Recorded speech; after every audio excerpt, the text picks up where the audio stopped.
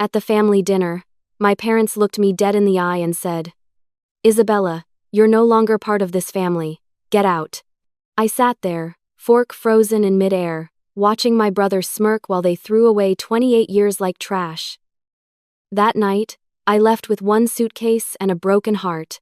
3 weeks later, their high-powered attorney called me, voice shaking.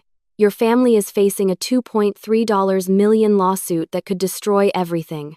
I smiled into the phone and whispered, "I know. I'm the one who filed it." The crystal wine glasses caught the light from our Park Avenue dining room chandelier, casting tiny rainbows across the mahogany table.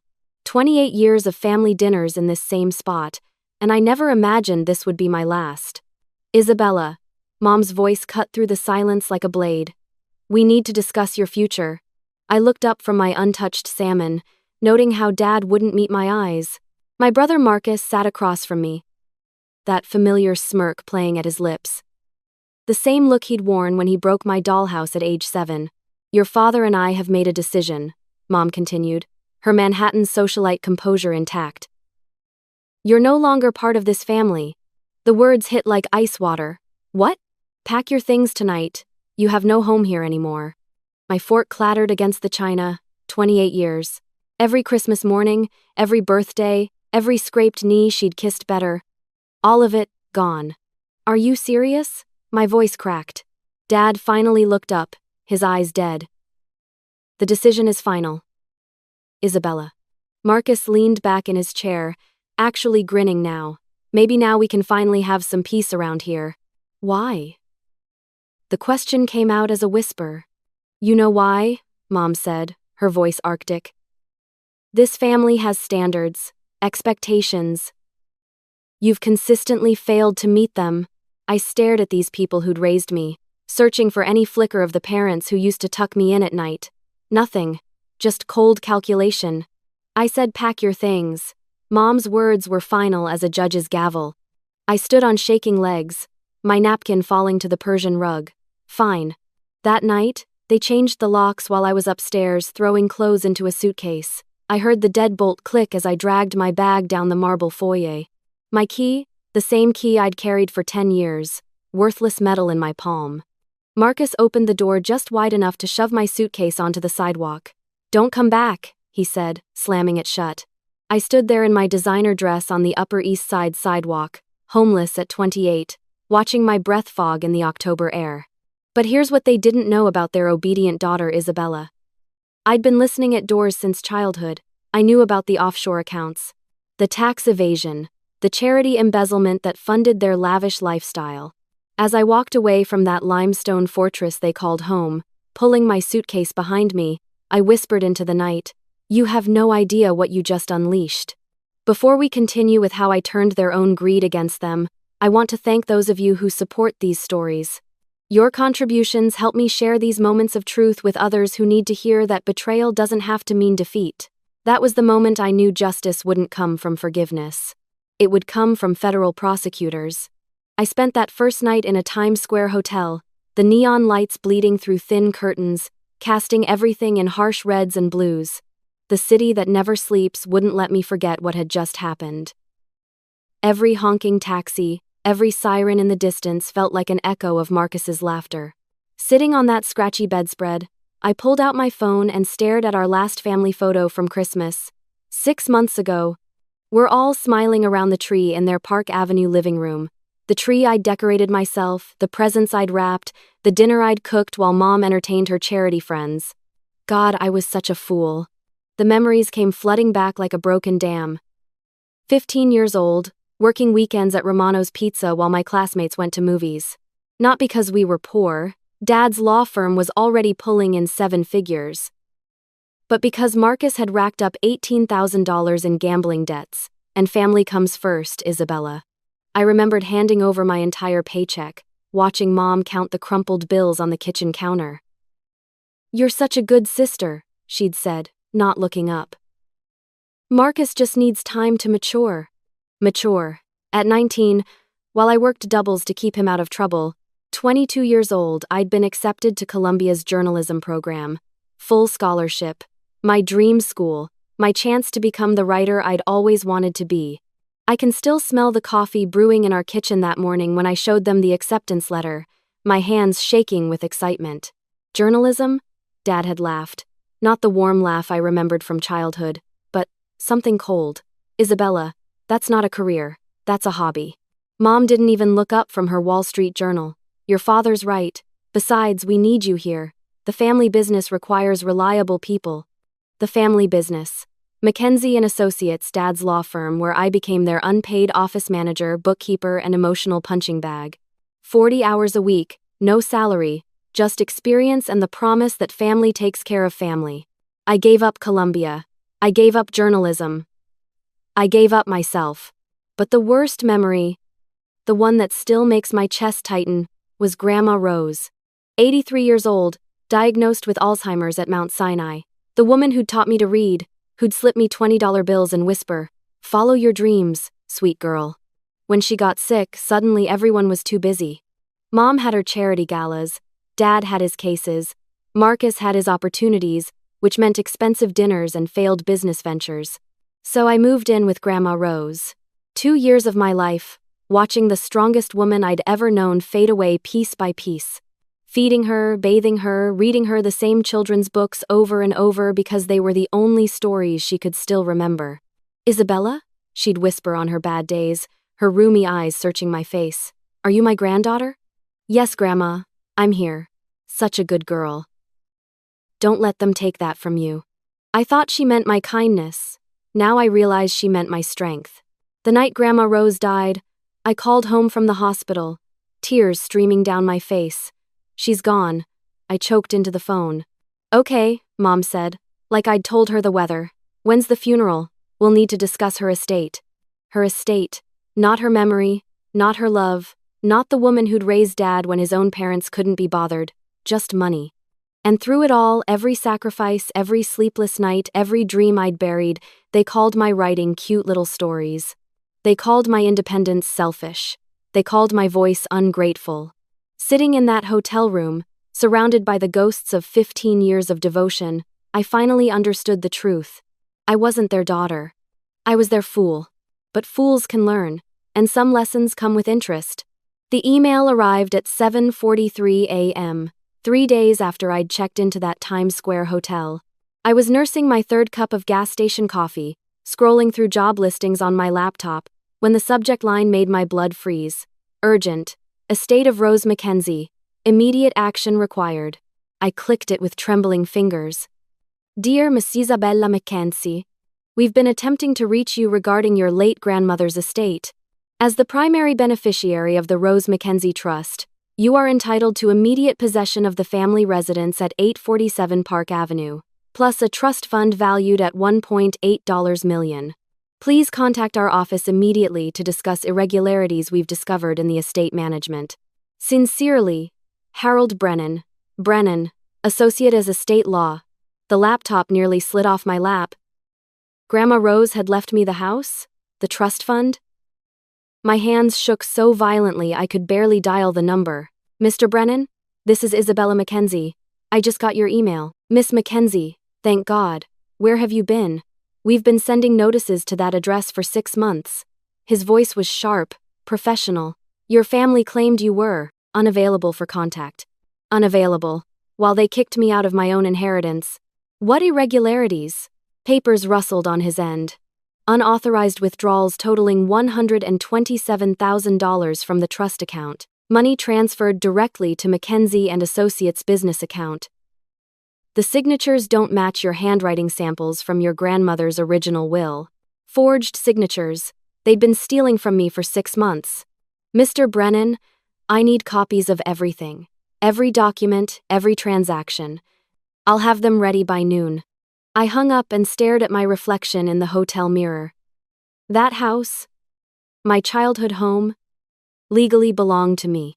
Every dinner where they'd made me feel worthless, every night they'd locked me out, I'd been sitting in my own dining room, sleeping in my own house. But I needed more than legal documents. I needed proof of their betrayal in their own words. That afternoon, I used my old keycard to slip into Dad's law office building. The security guard, Mike, still recognized me. "Hey, Isabella. Haven't seen you around lately." Just picking up some files for Dad, I lied smoothly. The 23rd floor was quiet, most attorneys at lunch. I crept toward Dad's corner office, my heart hammering against my ribs. The door was cracked open and I could hear Marcus's voice, loud and cocky. "Telling you, the old bat made it too easy." Marcus laughed, that same cruel sound from the dinner table. Isabella actually believed we cared about her feelings. I pressed myself against the wall, pulling out my phone to record. "How much did you move this month?" That was Dad's voice, calm and calculating. "Another 42,000. Moved it through 3 shell companies, just like you taught me." Isabella's too stupid to trace it back. Mom's voice cut in, sharp as glass. "And the house transfer?" "Already in motion," Marcus said. "Once we get her declared mentally incompetent, and with her living in some fleabag hotel ranting about family betrayal, that won't be hard. We'll have full control of the trust." Mentally incompetent. My stomach lurched. "The psychiatrist you found will testify?" Mom asked. "Dr. Richards owes us favors from the Morrison case," Dad said. "He'll say whatever we need. Paranoid delusions, family resentment, financial instability, classic signs of breakdown." "Perfect." Mom's satisfaction dripped through her words. "Then we liquidate everything. The house alone will bring $8 million in this market." $8 million, while they'd kicked me out with 1 suitcase. "What about Isabella's little writing dream?" Marcus sneered. "Should we pretend to feel bad about crushing that too?" "Please," Mom laughed, the sound I'd heard at 1,000 charity galas. "She's been writing in journals since she was 12. Still thinks someone cares about her precious stories." My hand clenched around my phone so hard the case creaked. 43 minutes, Marcus said, checking his Rolex. "That's how long the commitment hearing will take. 43 minutes to erase Isabella Mackenzie forever." I backed away from the door, my legs weak as water. 43 minutes to steal my life, my identity, my future. But they'd made one crucial mistake. They'd given me 43 minutes of their confession, recorded in crystal-clear audio. I walked toward the elevator with steady steps, my phone burning in my pocket like evidence of murder. Because that's exactly what this was. They were killing the old Isabella. Too bad for them, I'd already started planning her resurrection. I walked out of that office building like ice had replaced my blood. No tears, no screaming, no dramatic confrontations. Just silence. The kind of silence that comes before avalanches. Back in my hotel room, I spread Harold Brennan's documents across the scratchy bedspread like a general planning war. Bank statements, forged signatures, trust agreements. Each page another nail in their coffin. I called Brennan first.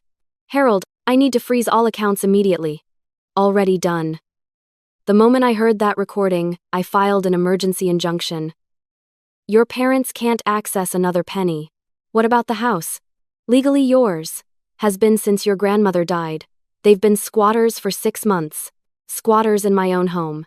The irony would have been funny if it wasn't so perfectly fitting. Next, I called First Manhattan Bank. "This is Isabella Mackenzie. I need to discuss my grandmother's safety deposit box." 20 minutes later, I was staring at Grandma Rose's final gift, handwritten letters documenting every suspicion she'd had about her son's greed, every concern about Marcus's gambling, every worry about what would happen to me after she was gone. "Isabella," one letter read, "if you're reading this, it means they tried to take what's yours. Don't let them. You're stronger than they know. The house is yours. The money is yours. The choice is yours." The choice was mine. I photographed every document, uploaded every recording to 3 separate cloud accounts, made copies of copies. Then I did something that would have terrified the old Isabella. I hired a private investigator. "I need everything on Mackenzie and Associates," I told Janet Morrison, a sharp-eyed woman with 20 years of corporate fraud experience. "Financial records, client files, tax documents, everything. This about family? This is about justice." Janet smiled. My favorite kind of case. For 2 weeks, I became a ghost. I watched my family from coffee shops across from Dad's office.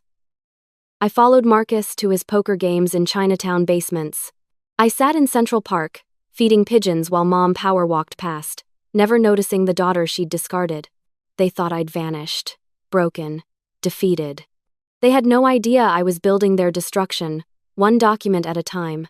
Janet's first report arrived on a Tuesday. Mackenzie and Associates was hemorrhaging money. Bad investments. Client lawsuits. Malpractice settlements. They were 3 months from bankruptcy. No wonder they'd needed my trust fund. The second report was even better. Tax evasion. Falsified client billing. Money laundering through shell companies. The feds were already sniffing around their books. I sat in my hotel room, sipping coffee that tasted like victory, reading about felony charges that carried 5 to 10-year sentences. My phone rang. "Isabella?" Harold's voice was tight with excitement. "Your parents just showed up at my office with a court order claiming you're mentally incompetent." I smiled into my coffee. "What did you tell them?"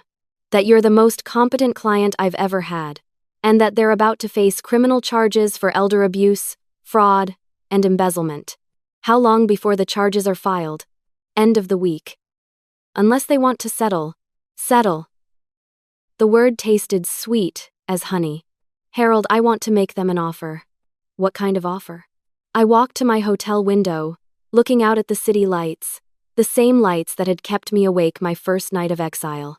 "Tell them I'll consider not pressing charges if they meet me for dinner. Same restaurant where they destroyed my life." "Isabella, what are you planning?" I hung up and pulled out my laptop, one final email to send, one final piece to place on the chessboard. The subject line read, "Family dinner, RSVP required." They thought I was a chess piece in their game. They didn't know I'd been building my own board all along. And in this game, I held every card that mattered. The only question left was whether they'd be smart enough to surrender or arrogant enough to let me destroy them completely. Either way, I'd already won. They just didn't know it yet. The boardroom at Brennan and Associates felt like a courtroom. Mahogany table, leather chairs, floor-to-ceiling windows overlooking Manhattan. The stage where 15 years of lies would finally face the truth. I arrived first, naturally. Set my leather portfolio on the table. Checked my watch. 2 p.m. sharp. They walked in together. Mom, Dad, Marcus, like they were still in control. Still the powerful Mackenzie family. Mom wore her Chanel suit, the one she'd bought with my trust fund money. Dad carried his briefcase, the same one he'd used to hide forged documents.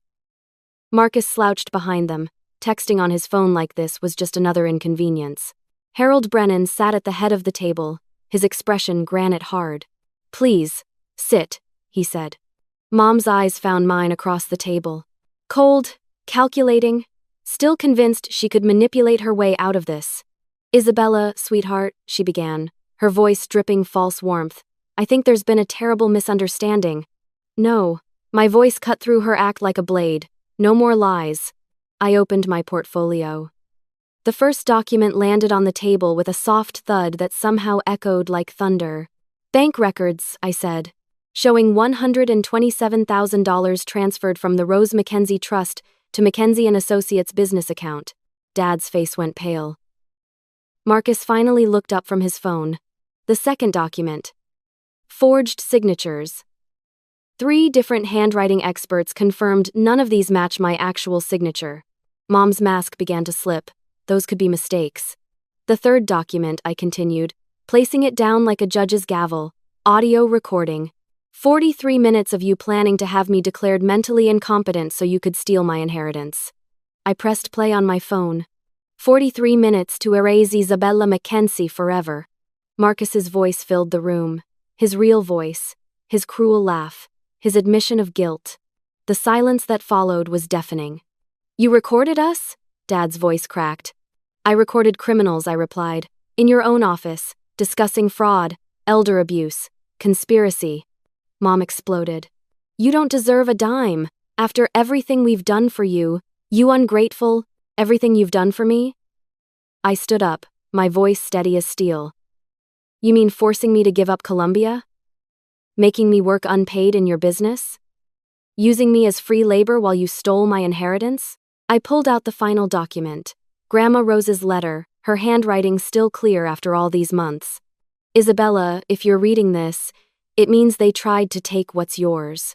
Don't let them. The house is yours. The money is yours. The choice is yours." Mom stared at the letter like it was a ghost. That's impossible." Your mother knew exactly who you were, I said. She protected me from you before she died.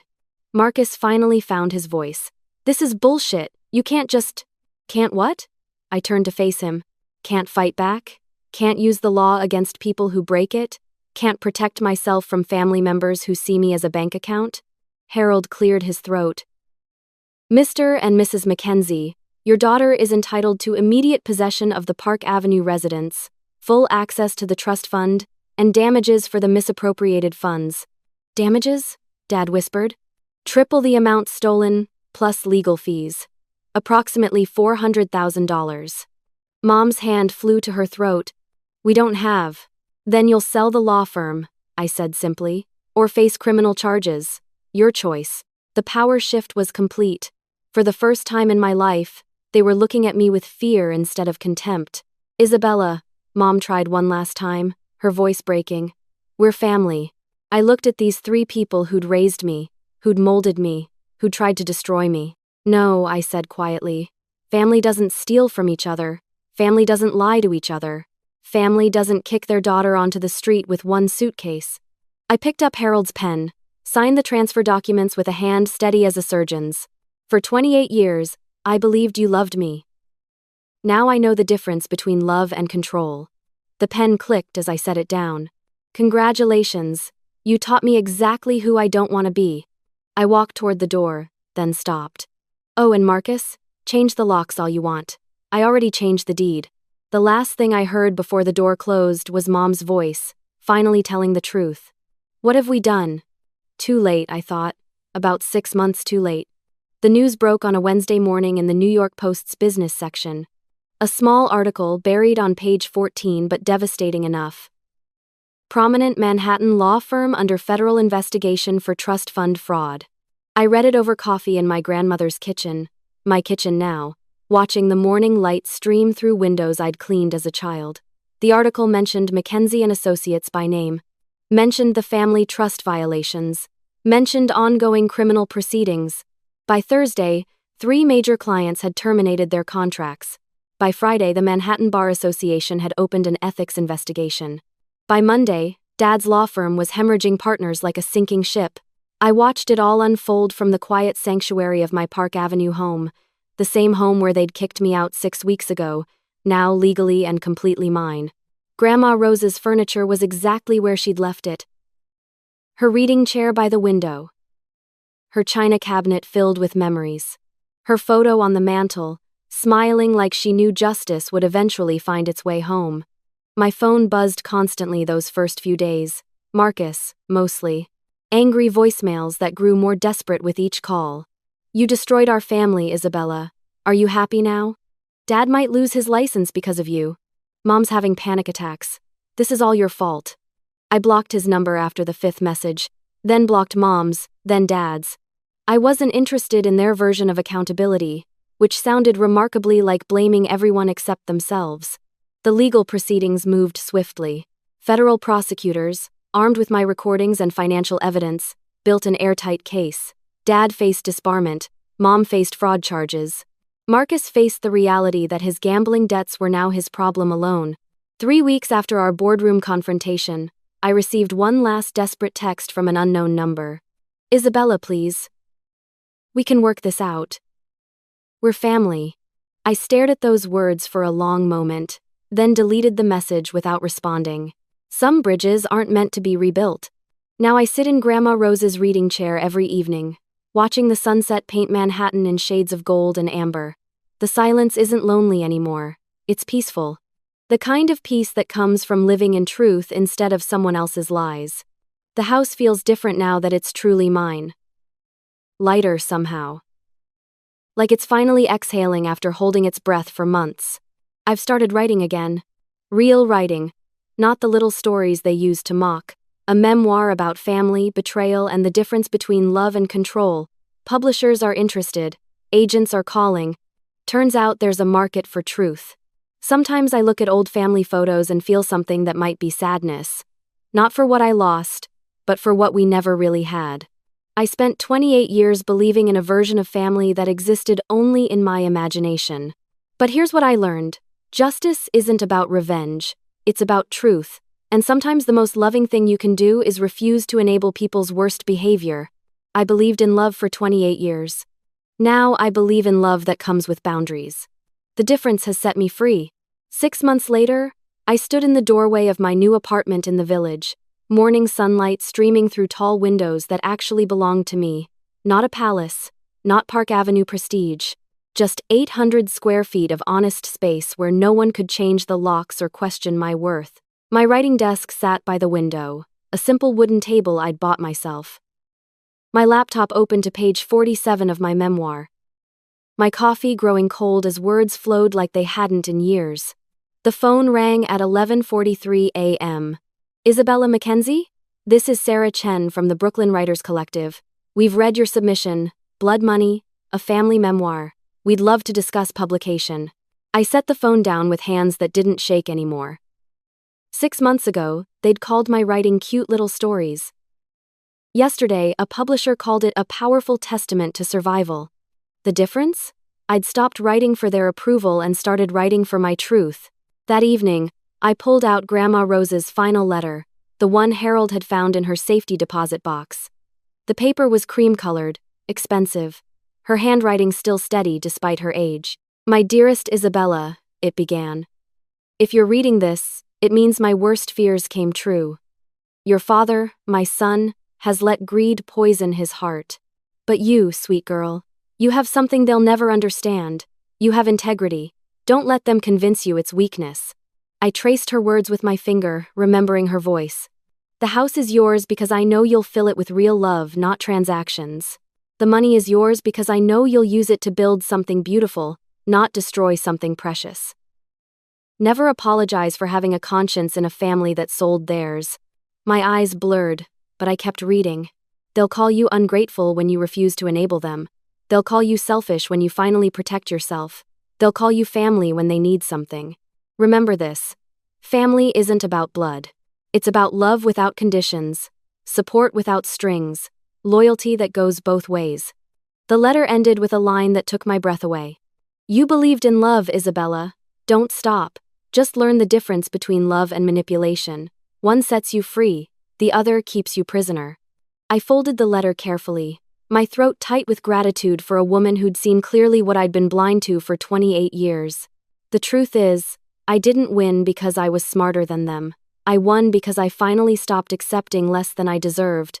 I stopped believing that love required me to disappear. 3 months ago, Dad lost his law license. The Bar Association's ethics committee cited systematic breach of fiduciary duty. Mom's charity friends stopped returning her calls when the fraud charges became public. Marcus moved back to Missoula with our aunt, his gambling debts following him like shadows. I feel no joy in their destruction, but I feel immense peace in my freedom. You see, there are some universal truths that greed can't corrupt. Never underestimate someone who has given you everything. They mistake kindness for weakness until the kind person stops giving. Justice may sleep, but it never dies. Every lie told, every dollar stolen, every heart broken, it all comes due eventually. Truth doesn't need permission to exist. It just waits for someone brave enough to speak it. Sitting in my small apartment, watching the city lights twinkle like earthbound stars, I understand something Grandma Rose tried to teach me years ago. You can't control how people treat you, but you can control how long you accept it. I spent 28 years believing family meant enduring anything. Now I know family means nothing if there's no respect. They thought they could erase me. Instead, they helped me find myself. Sometimes the best revenge isn't revenge at all. It's living freely on your own terms, surrounded by people who celebrate your voice instead of silencing it. I believed in love. Now I believe in love that comes with dignity. The difference saved my life.